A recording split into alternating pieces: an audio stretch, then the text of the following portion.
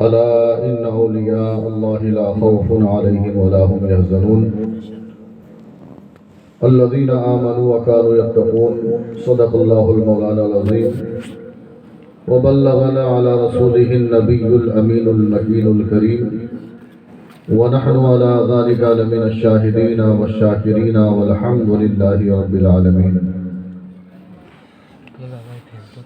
إن الله وملائكته يصلون على النبي يا أيها الذين آمنوا صلوا عليه وسلموا تسليما اللهم صل على سيدنا وشفيعنا مولانا محمد بارك وسلم صلوا عليه صلاة وسلام عليك يا رسول الله صلی اللہ تعالی علیہ وسلم۔ بڑے خوش نصیب ہیں آپ 8-10 لوگ جو اس محفل میں بیٹھے ہوئے ہیں، یہ آپ کی خوش نصیبی ہے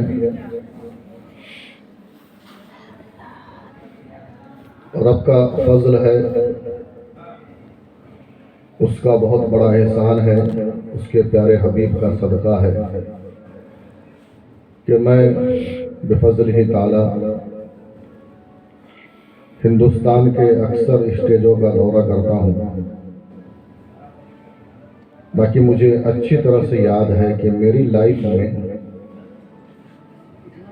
اتنا بڑا مجمع مجھے نہیں ملا، نہیں، یہ زندگی کا پہلا اتفاق ہے کہ اتنے بڑے مجمع میں مجھے بولنے کا شرف حاصل ہو رہا ہے۔ میں اپنے آپ کو خوش نصیب سمجھوں گا۔ مجمع اتنا ہے کہ سنبھل نہیں رہا ہے۔ میں جب پڑھتا تھا دارالعلوم عالمیہ جمدہ شاہی میں، اس وقت جب ہمارے سیکھنے کے دور تھا، اس وقت ہم جو ہے نعت پڑھنا، تقریر کرنا، یہ سب سیکھتے تھے۔ جمعرات کو بزم ہوتا تھا، آپ تو نہیں سمجھ پائیں گے، علماء بہترین طریقے سے سمجھتے ہیں۔ جمعرات کو بزم ہوتا تھا جس میں نعت شریف پڑھنے کا طریقہ، تقریر کرنے کا طریقہ سکھایا جاتا تھا۔ تو اس وقت جو ہے سیکھنے کے بعد جمعرات کو 10 منٹ کے لیے، 15 منٹ کے لیے جو ہے تقریر کے لیے پیش ہونا پڑتا تھا۔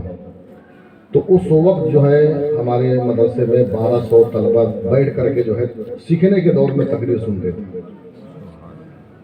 جس وقت ہم سیکھتے تھے تقریر کرنا، اس وقت جو ہے 1200 طلبہ، 1200 اسٹوڈنٹ ہمارے سامنے بیٹھ کر کے تقریر سنتے تھے۔ یہ عجب اتفاق ہے زندگی کا کہ آج حالات یہ ہے کہ سننے والے زیادہ ہیں، سنانے والے کم ہیں۔ یہ جتنے سننے والے حضرات بیٹھے ہوئے ہیں ان سے زیادہ تو سنانے والے ہیں۔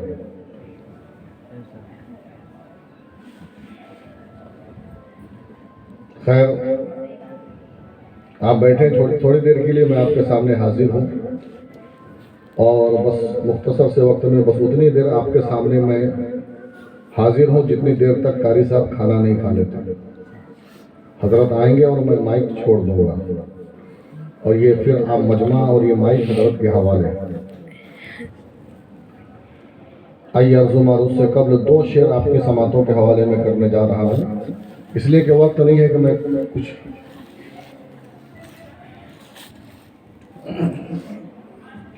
دو تین شعر جو ہے اب حضرت کی فرمائش ہے جو ہے کہ کلام اعلیٰ حضرت کے شعر میں نے جو ہے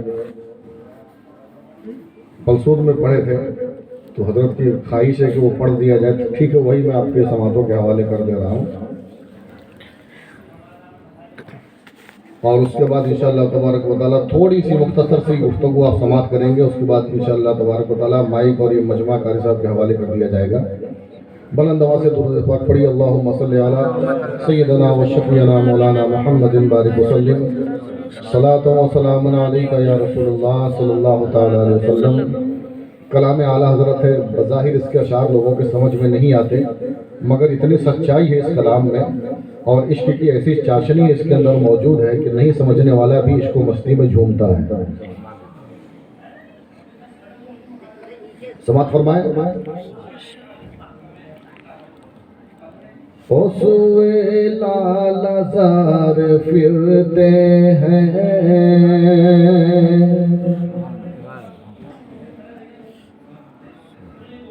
سوئے لال زار پھرتے ہیں سوئے لال زار پھرتے ہیں سوئے لال زار پھرتے ہیں سوئے لال زار پھرتے ہیں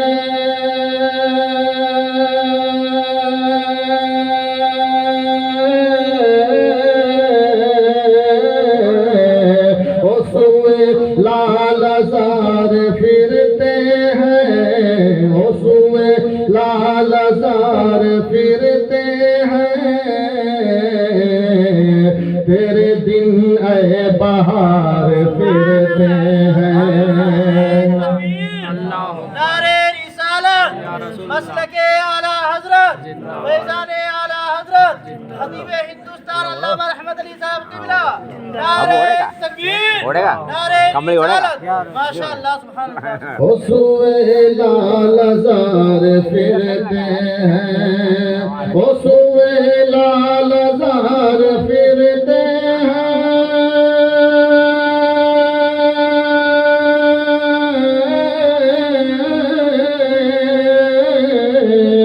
سوئے لال زار پھرتے ہیں سوئے لال زار پھرتے ہیں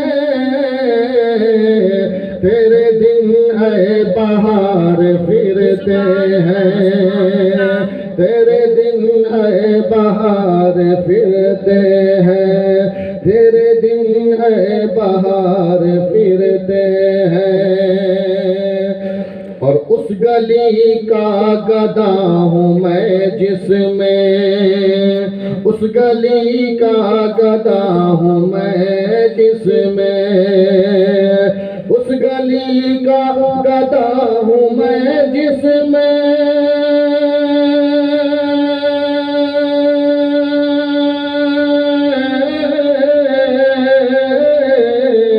اس گلی کا گدا ہوں میں جس میں اس گلی کا گدا ہوں میں جس میں ارے مانگتے تاجدار پھرتے ہیں مانگتے تاجدار پھرتے ہیں مانگتے تاجدار پھرتے ہیں.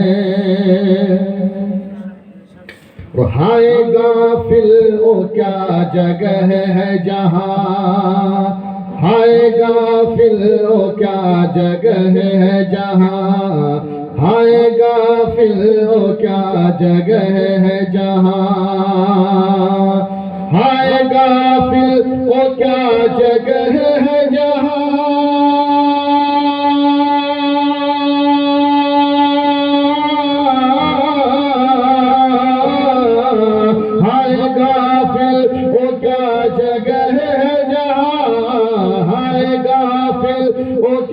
جگہ ہے جہاں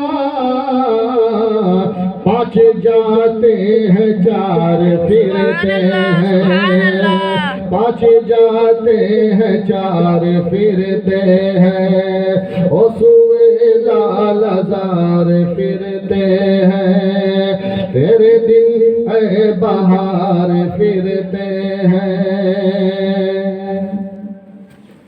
کوئی کیا پوچھے تیری بات رضا کوئی کیا پوچھے تیری بات رضا کوئی کیا پوچھے تیری بات رضا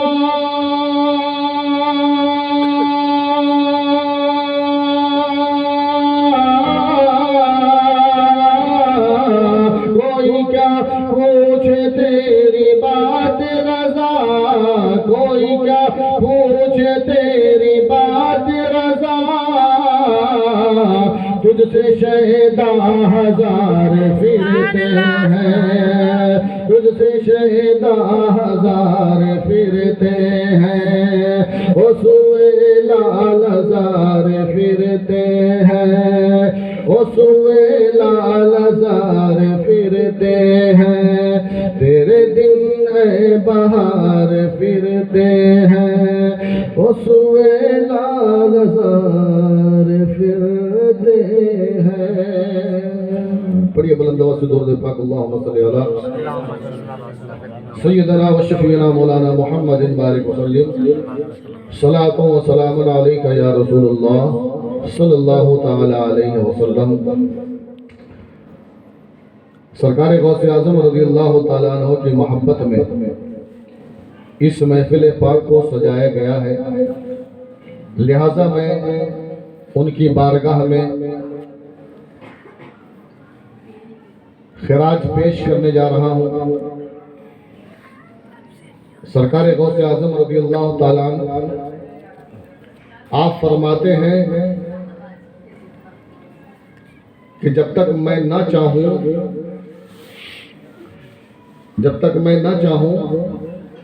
تب تک کوئی اپنی زبان سے میرا نام بھی نہیں لے سکتا۔ یہ خود سرکار فرما رہے ہیں جب تک میں نہ چاہوں تب تک کوئی اپنی زبان سے میرا نام بھی نہیں لے سکتا۔ تو جب سرکار غوث اعظم کے چاہے بغیر ان کا کوئی نام نہیں لے سکتا تو ان کے چاہے بغیر ان کی محفل میں کوئی کیسے آ سکتا ہے؟ سبحان اللہ۔ ان کے چاہے بغیر ان کی محفل میں کوئی کیسے حاضر ہو سکتا ہے؟ تو جسے چاہا در پہ بلا لیا، جسے چاہا اپنا بنا لیا، یہ بڑے کرم کے ہے فیصلے، یہ بڑے نصیب کی بات ہے۔ تو آپ خوش نصیب ہیں۔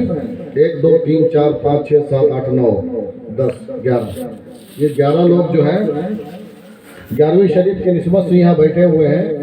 آپ بڑے خوش نصیب ہیں۔ بابا آپ آئے نہیں ہو، آپ یہاں آئے نہیں ہو، آپ کو سرکار غوث اعظم کے فیضان نے بلایا ہے، سبحان اللہ۔ ان کے کرم نے آپ کو بلایا ہے، اور آپ خوش نصیب ہیں کہ آپ کو ان نے پسند فرمایا، ان نے چنا اور چن کر کے اپنی محفل میں بٹھا دیا۔ آپ بیٹھے رہیے ادب و احترام کے ساتھ۔ آپ کے ساتھ ساتھ ہماری ماں بہنیں بھی یہاں پہ موجود ہیں جو سرکار غوث اعظم کا ذکر سننے کے لیے حاضر آئی ہیں، اور ایک بستی ادھر آباد نظر آ رہی ہے، وہ اپنے ذکر میں مگن ہے، ان کو رہنے دیجئے۔ آپ جو ہے سرکار غوث اعظم کا ذکر کیجئے اور ان کے فیوز و برکات سے مالا مال ہونے کی کوشش کیجئے۔ حضرات، اللہ تبارک و تعالیٰ کا فضل ہے کہ اس نے ہمیں سرکار غوث اعظم کا غلام بنایا، سرکار غوث اعظم کا غلام بنایا۔ یہ ہماری آپ کی خوش نصیبی ہے کہ ہم ایسے ولی کے غلام ہیں کہ جن کی حکومت فقط انسانوں پر ہی نہیں بلکہ جناتوں پر بھی ہے۔ سبحان اللہ۔ سرکار غوث اعظم جس طریقے سے حکومت انسانوں پہ فرماتے ہیں، اسی طرح سے آپ کی حکومت جناتوں پر بھی ہے، اور جس طریقے سے انسان سرکار غوث اعظم کے مرید ہیں، اسی طرح سے جنات بھی سرکار غوث اعظم کے مرید ہیں۔ حضرات، کی ہماری آپ کی خوش نصیبی ہے جو ان کی محفل میں ہم حاضر ہوئے ہیں۔ سرکار غوث اعظم رضی اللہ تعالیٰ عنہ کی ولادت باسعادت ہوئی، اور جب آپ کے بولنے کے دن قریب آئے تو آپ کی والدہ نے کہا، بیٹا عبد القادر، تمہیں اللہ تبارک و تعالیٰ نے کسی مقصد کے تحت پیدا کیا ہے۔ اللہ تبارک و تعالیٰ نے تمہیں اسلام کے لیے پیدا کیا ہے، اللہ نے تمہیں دین کے لیے پیدا کیا ہے، لہٰذا اب تمہیں مدرسہ جانا چاہیے اور وہاں جا کر کے تمہیں علم دین حاصل کرنا چاہیے۔ اب سرکار غوث اعظم کی والدہ نے سرکار غوث اعظم کو لیا اور لے کر کے مدرسے تشریف لے گئی، تعلیم دین کے حوالے سرکار غوث اعظم کو کر دیا، اور آپ نے کہا کہ یہ میرا بیٹا ہے، عبد القادر، اس کو میں آپ کے حوالے کر کے جا رہی ہوں، لہٰذا آپ میرے بیٹے کو قرآن پڑھنا سکھا دیں، آپ میرے بیٹے کو حدیث پڑھنا سکھا دیں، آپ میرے بیٹے کو شریعت کی باتیں سکھا دیں، آپ میرے بیٹے کو اسلام کے حکام سکھا دیں، اسی لیے میں آپ کے حوالے کر کے جا رہی ہوں۔ آپ کی والدہ چلی گئی، سرکار غوث اعظم مدرسے میں ہے، استاد کے سامنے استاد نے بسم اللہ خوانی کا رسم شروع کیا اور کہا کہو بسم اللہ الرحمن الرحیم، سرکار غوث اعظم نے پڑھا بسم اللہ الرحمن الرحیم، اس کے بعد آپ کے استاد نے آگے پڑھانا چاہا، لیکن سرکار غوث اعظم رک جاتے ہیں، اور رکنے کے بعد آپ اپنے استاد سے کہتے ہیں اے استاد محترم، اگر آپ کی اجازت ہو تو جتنا مجھے یاد ہے کیا میں پڑھ دوں؟ جتنا مجھے یاد ہے کیا وہ سب میں سنا دوں؟ تو استاد نے کہا ٹھیک ہے بیٹا، اچھی بات ہے، جتنا تمہیں یاد ہو تم سب سنا دو، اس کے بعد کا سبق ہم آگے پڑھائیں گے۔ استاد تو یہ سمجھ رہے تھے کہ عبد القادر کیا جانتا ہوگا، بہت سے بہت ایک دو صورتیں عبد القادر کو یاد ہوں گی، ایک دو دعائیں عبد القادر جانتا ہوگا، ایک دو وظائف عبد القادر کو معلوم ہوں گے، اس کے علاوہ کیا جانتا ہوگا؟ یہ چھوٹا سا بچہ ہے، بچپنے میں آخر اتنا کیا یاد کر لیا ہوگا؟ یہ کہہ کر استاد نے اجازت دے دی اور کہا بیٹا جتنا یاد ہے پڑھو۔ اب سرکار غوث اعظم نے پڑھنا شروع کیا، اعوذ باللہ بسم اللہ پڑھنے کے بعد سورہ فاتحہ آپ نے پڑھا، اس کو مکمل کرنے کے بعد الف لام میم شروع کر دیا، اور دیکھتے ہی دیکھتے آپ نے پہلا پارہ بغیر دیکھے پڑھ دیا، پہلا پارہ مکمل کر دیا، پہلا ختم ہوا دوسرا شروع کیا، دوسرا ختم تیسرا شروع کیا، اسی طریقے سے پڑھتے پڑھتے سرکار غوث اعظم نے مکمل 18 پارہ پڑھ دیا، 18 پارے کی تلاوت کر دی۔ جب اتنا دیکھا استاد نے، استاد حیرت زدہ ہے، حیرت کی نگاہوں سے سرکار غوث اعظم کو دیکھ رہے ہیں۔ جب مکمل ہو گئے 18 پارہ، استاد نے کہا بیٹا عبد القادر یہ تو بتاؤ یہ سب تم نے یاد کہاں پہ کیا ہے؟ تم نے کس کے پاس تعلیم حاصل کی ہے؟ تم نے کس مدرسے میں اس کو پڑھا ہے؟ کس درسگاہ میں اس کو یاد کیا ہے؟ کہاں سے تم نے 18 پارے مکمل یاد کیے ہیں؟ تو سرکار غوث اعظم فرماتے ہیں اے میرے استاد، یہ جو میں نے آپ کے سامنے سنایا ہے 18 پارے کی تلاوت کی ہے، یہ میں نے کسی مدرسے میں نہیں پڑھا ہے، کسی کالج میں نہیں پڑھا ہے، کسی درسگاہ میں نہیں پڑھا ہے، کسی استاد کے پاس نہیں پڑھا ہے، بلکہ میری ماں 18 پارے کی حافظہ ہے، 18 پارے میرے ماں کو یاد ہے، اور میری ماں کا حال یہ ہے کہ میری ماں جب تک یہ 18 پارے کی تلاوت نہیں کر لیتی ہے چولہے میں آگ نہیں جلاتی۔ میں ماں کے پیٹ میں تھا، میری ماں روزانہ 18 پارے کی تلاوت کیا کرتی تھی، اور میں ماں کے پیٹ میں ان تلاوتوں کو سنا کرتا تھا، اور سن سن کر کے میں ماں کے پیٹ میں 18 پارے کا حافظ قرآن ہو گیا، 18 پارے کا حافظ بن گیا۔ سرکار غوث اعظم نے جب اتنا فرمایا، استاد نے کہا ٹھیک ہے۔ سرکار غوث اعظم رضی اللہ تعالیٰ عنہ ماں کے پیٹ سے 18 پارے کے حافظ قرآن پیدا ہوتے ہیں، 18 پارے یاد کر کے ماں کے پیٹ سے آپ باہر تشریف لاتے ہیں۔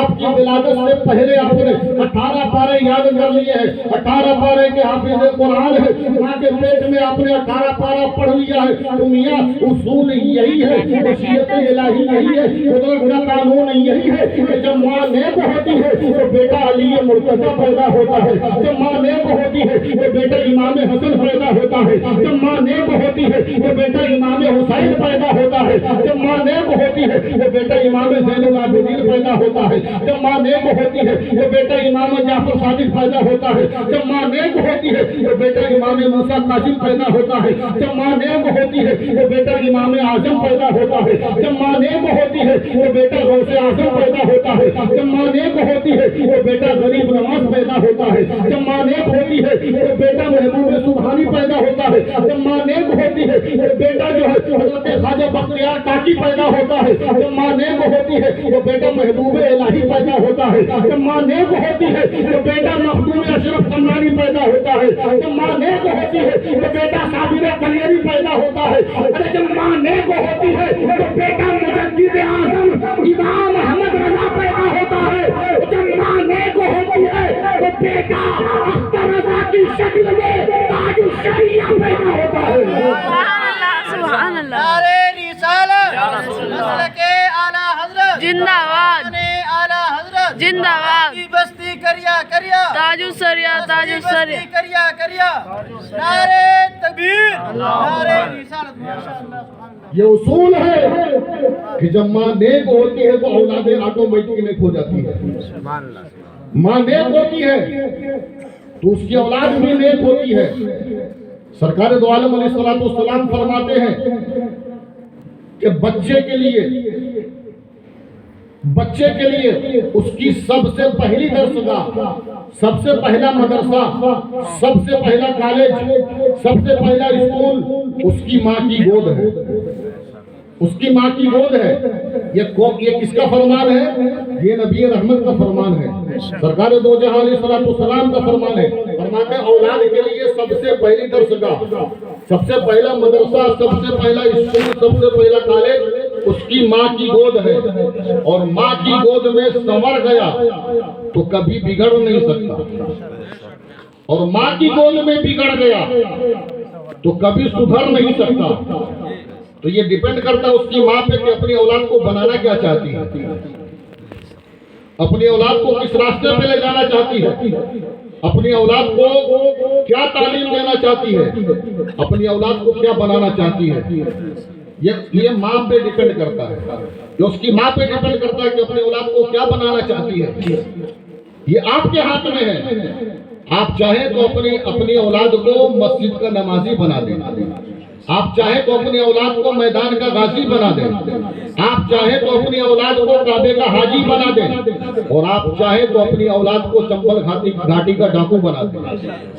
یہ آپ پہ ڈیپینڈ کرتا ہے آپ اپنی اولاد کو بنانا کیا چاہتی ہیں. یہ اس کی ماں پہ ڈیپینڈ کرتا ہے. صاحب پھل دیکھنے کے بعد جو ہے درخت کی پہچان ہوتی ہے. پھل دیکھنے کے بعد درخت کی پہچان ہوتی ہے کہ کس درخت سے آیا ہے. درخت کی کیپیسٹی کیا، اس کی حیثیت کیا ہے، اس کے پھل سے سمجھ میں آتا ہے. تو ماں باپ کی پہچان اس کی اولاد سے ہوتی ہے. اولاد کی حرکتیں کیا ہیں، اولاد نیک ہے یا بدکار ہے، اس کو دیکھ کر کے اس کے ماں باپ کی زندگی کا اندازہ لگایا جاتا ہے. حضرات، اللہ تبارک و تعالیٰ کا بہت بڑا احسان ہے کہ رب قدیر نے ہمیں یہ موقع عطا فرمایا ہے کہ ہم اس پاک محفل میں بیٹھ کر کے اس کے اور اس کے پیارے حبیب کا ذکر سن رہے ہیں. آپ جو ہے بس تھوڑی دیر میری گفتگو کو سنیں. حضرت آ چکے ہیں، بس اپنی گفتگو میں سمیٹنے والا ہوں، اس لیے کہ وقت بھی کافی ہو چکا ہے. اور اس کے بعد اگر میں مزید بولنا چاہوں گا تو یہ جو 11 نظر آ رہے ہیں، ان میں سے جو ہے اگر 3 کم ہو گئے تو پھر جو ہے اور تعداد کم ہو جائے گی، اور 2 کم ہو گئے تو پھر جو ہے ان تعداد کو مکمل کرنے کے لیے 2 کو اور لانا پڑے گا، ورنہ 9 2 11 ہو جائے گا. تو اس لیے میں اپنی گفتگو کو بس اینڈنگ پہ لے کر کے جا رہا ہوں. ماں نیک ہوگی تو اولاد آٹومیٹک نیک ہوگی. حضرت بابا فرید الدین گنج شکر رحمت اللہ تعالیٰ علیہ سے کسی نے پوچھا کہ آپ کی ولایت کا راز کیا ہے، آپ ولی کیسے بنے، آپ کو اللہ نے اپنا ولی کیسے بنایا. تو بابا فرید فرماتے ہیں کہ میاں اس میں فرید کا کوئی کمال نہیں، اس میں فرید کی ماں کا کمال ہے، اس میں فرید کی ماں کا کمال ہے. تو لوگوں نے پوچھا حضور آخر یہ کیسے؟ تو آپ فرماتے ہیں میں ولی بنا نہیں بلکہ میری ماں کی نیکیوں نے مجھے ولی بنا دیا، میری ماں کی تقوی نے مجھے ولی بنا دیا، میری ماں کی پرہیزگاری نے مجھے ولی بنا دیا، میری ماں کی عبادتوں نے مجھے ولی بنا دیا. تو لوگوں نے پوچھا سرکار یہ کیسے ممکن ہے کہ عبادت آپ کی ماں کرے، ولایت آپ کو مل جائے؟ تو سرکار بابا فرید الدین فرماتے ہیں ہاں وجہ یہی ہے کہ میری ماں نیک تھی، تو اللہ تبارک و تعالیٰ نے اس کی نیکی کے ذریعے، اس کی نیکی کے سلے اللہ نے مجھے اپنا ولی بنا لیا، اللہ نے ولایت کا تاج میرے سر پہ رکھ دیا، اللہ نے مجھے اپنا ولی مقرر فرما لیا. اور آپ فرماتے ہیں اس کی وجہ یہ ہے کہ میری ماں جب میری پرورش کرتی تھی اور جب مجھے دودھ پلا پلاتی تھی تو میرے ماں کا حال یہ تھا کہ جب تک کہ وضو نہیں فرما لیتی تھی مجھے دودھ نہیں پلاتے تھی. یعنی کبھی بھی میری ماں نے بغیر وضو کے مجھے دودھ نہیں پلایا ہے. جب جب دودھ پلایا ہے تو آپ نے وضو کیا ہے, وضو کرنے کے بعد ہی مجھے دودھ پلایا ہے, با وضو ہو کر کے دودھ پلایا ہے. اسی دودھ کا اثر ہے کہ فرید اللہ کا ولی ہو گیا, اللہ کا مقرب ہو گیا, اللہ کا برگزیدہ ہو گیا, اللہ کا محبوب ہو گیا. حضرات یہ طے ہے کہ جیسی ماں ہوتی ہے ویسی اس کی اولاد ہوتی ہے. ماں نیک ہوتی ہے تو بیٹا نیک ہوتا ہے. ماں اگر نیکی کے راستے سے دور ہوتی ہے تو بیٹا بھی اسی راستے پہ چل پڑتا ہے. آپ جانتے ہیں سیدہ خاتون جنت رضی اللہ تعالیٰ عنہا آپ جب حسنین کریمین کو دودھ پلاتی تھی تو سیدہ کا حال یہ تھا کہ جب امام حسن امام حسین کو دودھ پلاتی تھی تو اس وقت آپ کی زبان پہ قرآن مجید کی آیتیں ہوتی تھی, قرآن مجید کی تلاوت کیا کرتی تھی اور قرآن سنا کر کے اپنے بچوں کو دودھ پلایا کرتی تھی. اللہ کا کلام سنا کر کے ان کو دودھ پلایا کرتی تھی, جس کا اثر یہ ہوا کہ میدان کرب و بلا میں بظاہر 72 کی مشتبہ جماعت پر آپ کا لشکر تھا اور 22,000 کا لشکر سامنے تھا, لیکن امام علی مقام نے ایسا جوہر دکھایا کہ آج امام علی مقام کی نسلیں قائم ہیں اور قیامت تک رہیں گی, لیکن یزید کا نام و نشان مٹ گیا, اس کی نسلیں مٹ گئی, اس کا خاندان مٹ گیا. آج امام علی مقام کے گھرانے والے موجود ہیں اور انشاءاللہ قیامت تک رہیں گے, لیکن یزید کے گھر والے نہیں ہے, یزید کا خاندان نہیں ہے, یزید کا کنبہ نہیں ہے, یزید کی نسلیں نہیں ہیں, یزید کی اولادیں نہیں ہیں. اس لیے کہ امام علی مقام نے کربلا کے میدان میں یزیدیت کو ایسا دفنا دیا کہ مجال نہیں کہ دوبارہ سر اٹھا سکے, دوبارہ یزید جو ہے اپنے سر کو اٹھا سکے, یہ ہو ہی نہیں سکتا. تو امام علی مقام نے کرب و بلا کے میدان میں جو جوہر دکھائے ہیں یہ سیدہ خاتون جنت کے دودھ کا اثر تھا, سیدہ فاطمہ کے دودھ کا اثر تھا جو میدان کربلا میں امام علی مقام کی ذات سے ہمیں نظر آ رہا تھا. یہ سیدہ فاطمہ زہرا کے دودھ کا اثر تھا, ان کی پرورش کا نتیجہ تھا, ان کی تعلیمات کا نتیجہ تھا, ان کی تربیتوں کا نتیجہ تھا. تو امام علی مقام رضی اللہ تعالیٰ عنہ اتنے مہان ہوئے اور ایسے مہان کہ اللہ کے نبی نے ان کو جنتی جوانوں کا سردار بنا دیا.